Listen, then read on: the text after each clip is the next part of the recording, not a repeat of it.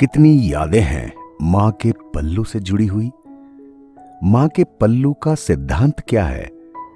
मां के पल्लू का मतलब क्या है?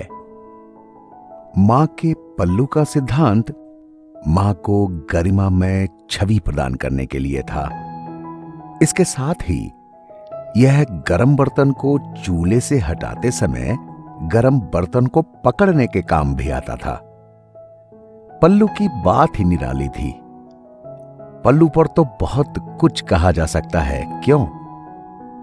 पल्लू बच्चों का पसीना, आंसू पोंछने, गंदे कान, मुंह की सफाई के लिए भी इस्तेमाल किया जाता था।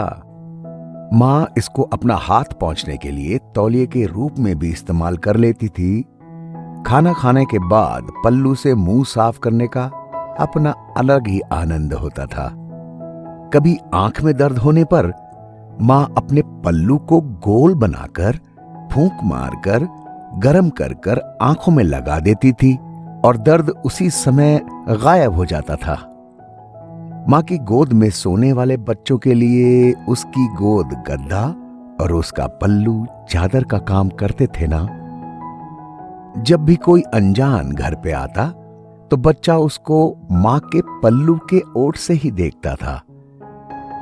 जब भी बच्चों को किसी बात पर शर्म आती, वो पल्लू से अपना मुंह ढककर छुप जाते थे।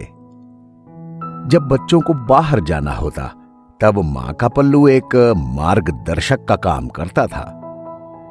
जब तक बच्चे ने हाथ में पल्लू थाम रखा होता, तो सारी कायनात उसकी मुट्ठी में होती थी। जब मौसम ठंडा होता था, मां उसको अपने चारों ओर लपेटकर ठंड से बचने की कोशिश करती थी। पल्लू एप्रन का काम भी करता था। मां इसको तौलिए के रूप में भी इस्तेमाल कर लेती थी। पल्लू का उपयोग पेड़ों से गिरने वाले जामुन और मीठे सुगंधित फूलों को लाने के लिए भी किया जाता था। पल्लू में धान, दान, प्रसाद वगैरह भी संकलित किए जाते थे। पल्लू घर में रखे सामान से धूल हटाने में भी बड़ा सहायक होता था। कभी कोई वस्तु खो जाए तो एकदम से पल्लू में गांठ लगाकर निश्चिंत हो जाना कि जल्द ही मिल जाएगी। पल्लू में गांठ लगाकर मां एक चलता फिरता बैंक या तिजोरी रखती थी, और अगर सब कुछ ठीक रहा तो कभी कभी उस बैंक से कुछ पैसे भी मिल जाते थे। मुझे नहीं लगता कि विज्ञान पल्लू का कोई विकल्प ढूंढ पाया है।